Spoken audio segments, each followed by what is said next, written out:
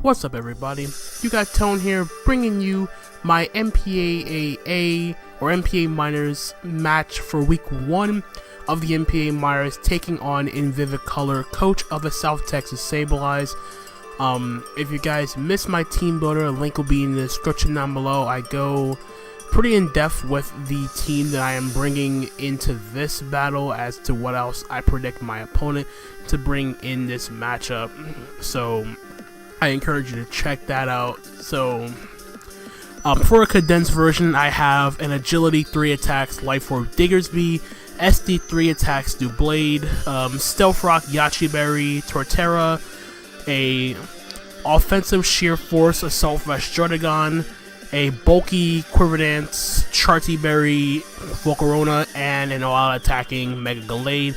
And my opponent decided to bring a team consisting of the Mega Manectric, Tapu Bulu, Victini, Hawlucha, Seismitoad, and Skuntank. So, pretty much expected the first 3 Pokemon to come. The last 3 were kind of a toss-up. Could have gone either way in terms of what he could have brought. So, looking at the team match, looking at the team preview for the most part, kind of was on the fence between leading off with 2 Pokemon in general.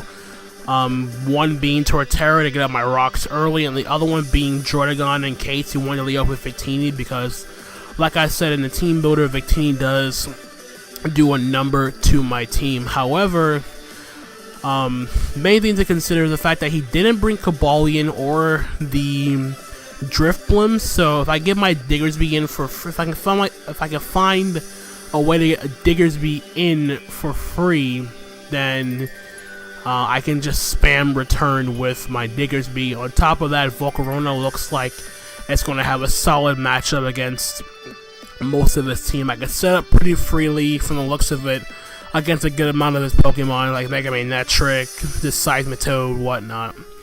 So, like I said, in terms of a lead for my case, it was a 50-50 between Torterra or Jordagon. But at the same time, since Victini felt like such an obvious lead, I felt as though I could lead off with Jordagon pretty safe in this matchup. So I'm going to lead with Jordagon here just on the case that he decided to lead off with his Victini. So we're going to start the replay here and see how things go in the week 1 of the NPAA Minors. So he's going to lead with Victini as I thought. And I'm going to lead with my Jordagon. So I got the lead matchup correct. Now, what I wanted to do initially was click Sucker Punch, because the fact that I was like, I love my Jordagon. It could have been setting up alarm bells. I could have been like 5th defensive with Rocky Helmet, Rough Skin, and whatnot. So I felt pretty safe just clicking Earthquake here, because even if he goes Tapu Bulu, I do have Gunk Shot in the back. And on top of that, his only ground resist is the Hawlucha, and I know he won't go hard Hawlucha here, because it does put in some work against my team if he gets rid of my Doublade. So what I want to do here, I'm just going to click Earthquake here. Just going to go for a U-turn. And it's going to U-turn out into a Seismitoad here. I'm just going to click Earthquake here, get off a good 25% damage. So income, so reveals these leftovers here. Now I felt as though that this is his only way of getting up rocks on his side of the field. So before I don't want to take unnecessary damage, so I decided to go hard on my Volcarona here and trying to take the opportunity to try to set up a Quiver Dance, because it's kind of safe-ish on Seismitoad. I don't know what its set is, but I feel that I can at least try to get the +1 in terms of special attack, special defense, and speed. So take the opportunity and want to go hard on my Volcarona here. He's just going to set up his rocks. Now I don't know what Seismitoad's going to do, so I'm just going to set up a Quiver Dance here. He's just going to switch out and go directly into his Victini here, and I'm going to click Quiver Dance. So now we're at +1. So now I know for a fact that if he is Scarf, he will outspeed me. If he's not Scarf, I outspeed him. So what I'm going to end up doing here, I'm going to click Bug Buzz here just to get off damage, because this Victini is a massive threat to my team. So he's going to go for the V-Create, and he's going to do 80% to my Volcarona. But I'm going to fire with a Bug Buzz, so a -1 defense. Victini almost takes it out. he's gonna switch out and go into a Skunk Tank here. I'm just gonna fire off another Bug Buzz. Now, I did a lot. That is 70% roughly to this Skunk Tank, and he went hard into Skunk Tank, knowing I could take one hit from my Volcarona. And now this is kind of a 50-50 on my case, because the fact that he went hard Skunk Tank revealed two things went off of my mind. One, he's a very bulky Skunk Tank, and number two, he probably has the Sucker Punch. So I still didn't know for sure whether or not he was Sucker Punch Skunk Tank or not, or he just didn't know I could just take a hit. So not wanting to take any chances here, I'm just gonna go for a Roost, expecting the Sucker Punch to pop off. As he reveals he's Black Sludge, so he's gonna go for Sucker Punch and fail. I go for my Roost.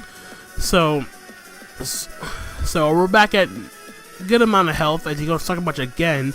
I'm gonna Quiver Dance, get back to +2. Now here's where things get a little bit iffy, because he revealed Sucker Punch twice and he failed twice, as I'm now at +2 and about 70% health on my Volcarona. So it comes down to a 50-50 on whether or not I Roost or Quiver Dance again, or I attack him this turn expecting him not to go click Sucker Punch this time as I try to attack me head on, because he sees now that the Sucker Punch mind games won't be doing that much in the long run for him unless it gets a crit at some point. So what I'm going to end up doing here is I'm going to pick him the Sucker Punch again and go for Roost. He doesn't Sucker Punch this time. He has to go for the Poison Jab, does 35%, and he poisons me. So that's a little bit unfortunate. I'm on a timer now, but at the same time, it's not that bad to the point where I can't still keep setting up with my Volcarona, as I am still bulking enough to take any hit from his team. So what I'm going to do is I'm going to try to get myself to as high health as possible before I start attacking this thing. So I essentially get back up to full as he goes for Sucker Punch this turn, expecting me to attack him. So now I'll go for the Bug Buzz here, get the prediction right. He's going to try to go for Poison Jab. So down goes the Skunk Tank. In comes the Mega Magnetric, and I had to do a calc before I was 100% sure about clicking my move. Especially because I'm +2, yes, but I wasn't entirely sure how bulky his Mega Magnetric would be. So I was like, I did the calc, and a +2 Bug Buzz from my Volcarona does 107 minimum if he's not bulk invested. So instead of trying to force the issue, I figured I could try to just get some damage off on the Mega Magnetric, especially considering that I'm at +2 special defense. So Thunderbolt from Mega Magnetric won't be doing that much unless he try to get a crit. So he's going to Mega Evolve here. I'm going to click Bug Buzz and get the Intimidating off. I'm going to click Bug Buzz and I just outright take it out. So that's 2 kills for my Volcarona here. Now he goes out into his Seismitoad. Now, the fact that he doubled back into Seismitoad, I still don't know what his set is. I'm expecting it to be like a standardish Seismitoad set with like Scald, Earth Power, and some 4th move. I was thinking the entire time he had some Rock move to hit my Volcarona, or like Icy Wind or some sort of coverage option for like Diggersby and whatnot. So I just figured just get some damage off on a Seismitoad and put it in range to where my Diggersby can just spam return a lot more freely in my case. So I'm going to click Bug Buzz here, nearly take it out, as he's going to go fire off a Scald here and does 23%. So I'm like, okay, so I think I still have a chance to potentially sweep my Volcarona. So I'm just going to go for Roost this turn, try to get it back to as high health as possible. So it's going to keep clicking Scald at this point in the battle. I don't really mind this exchange as long as I don't get crit by any of his attacks here. I just going to keep firing off a Scald, and I'm just trying to put myself in a position where I can at least try to go for Quiver Dance one more time, which I do right here. And what this Quiver Dance ensures me for my Volcarona, as he goes for Earth Power, is at +2, if it came to a situation where Hawlucha was in with Grassy Terrain up, because I'm really, when I see the Tapu Bulu Hawlucha combination, I'm really expecting to see Grassy Seed Hawlucha, and if I was still at +2 speed and he was Adamant Hawlucha, he would have outsped me. So +3 speed, the only way you can outspeed me with Hawlucha after the Grassy Seed's activated is if he's Jolly. If he's not Jolly and my Volcarona outspeeds it, I one-shot with Fiery Dance, or unless he's Focus Sash. So, and my only priority on my team is my Druddigon, so I have to keep that in mind in the back. So now that I'm at +3, I still want to give myself as high health as possible. So I go for Roost one more time here, just trying to make sure I'm as healthy as possible for the rest of his team. He goes for Knock Off and knocks off my Charty Berry, but he gets the Flame Body Burn too. So now I see his entire moveset. He has no rock move to hit my my Volcarona, so I figure at this point, just still trying to get up to as high health as possible. He goes for Skull, and now I'm at a decent amount of health at 70% here, so he's going to switch out and go hard Tapu Bulu here, as I'm just going to go for a Bug Buzz, take out the Tapu Bulu, so that's great. In comes the Hawlucha afterwards, so, and he activates his Grassy Seed. So this is basically the situation that I was talking about earlier. Now that he has his Unburden boost, like I said, if Hawlucha is Jolly and he gets activated as Unburden, then he definitely outspeeds my +3 speed Volcarona, well, my speed at least. If he's Adamant, he won't outspeed me, and I take it out with a Fiery Dance. So it basically just comes down to the fact that if my Volcarona outspeeds Hawlucha, it's essentially going to be the game, because his last two Pokemon are it's a Choice Scarf Victini. I already kind of figured out from the way he played it already, and Seismitoad is going to die to any attack that I go for. So this pretty much is the one thing that's stopping my Volcarona from potentially sweeping the rest of his team. So I'm just going to go for Fiery Dance here. If Volcarona is outsped and it's knocked out, it's not the end of the world. I have the Blade in the back that I can just go out into and just start spamming attacks.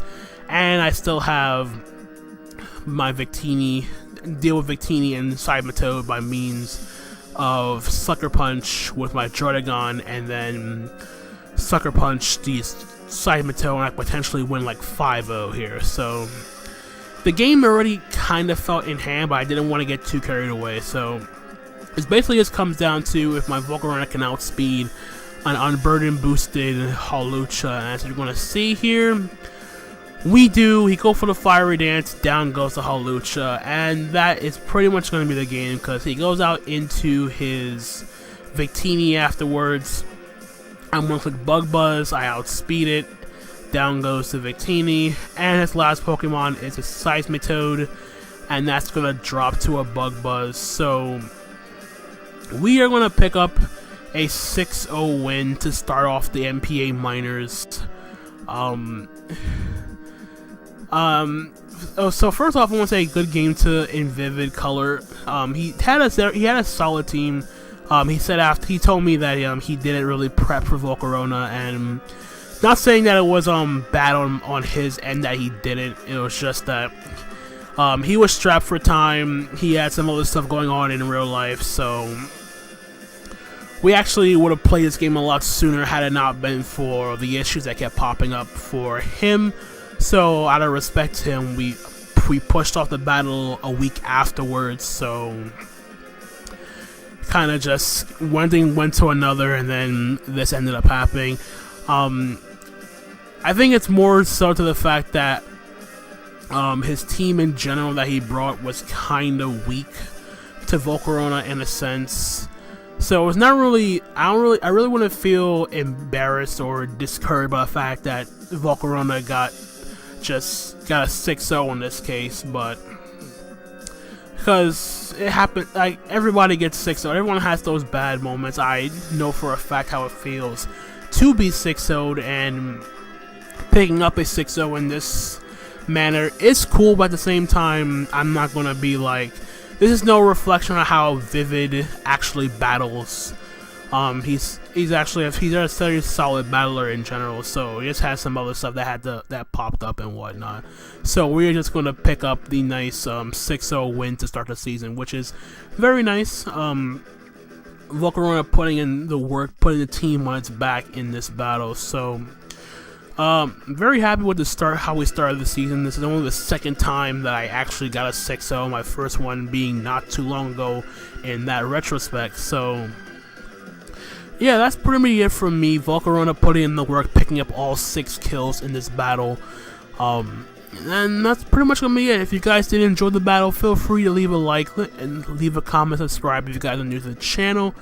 And that's gonna be it from me, guys. Our next battle in the NPAAA Minors is gonna be against Liz, aka Pro Sneasel, and her Missouri Mudsdale. So be on the lookout for that. The battle will be up on Saturday this time around, as opposed to being up on Monday, which is when this will be going up, just to try to keep in track with my schedule. So I hope you guys are looking forward to that. Thank you guys so much for watching, and until the next time, guys, my name is Anthony, aka Tone, and I'm gonna catch you guys on the flip side. Later.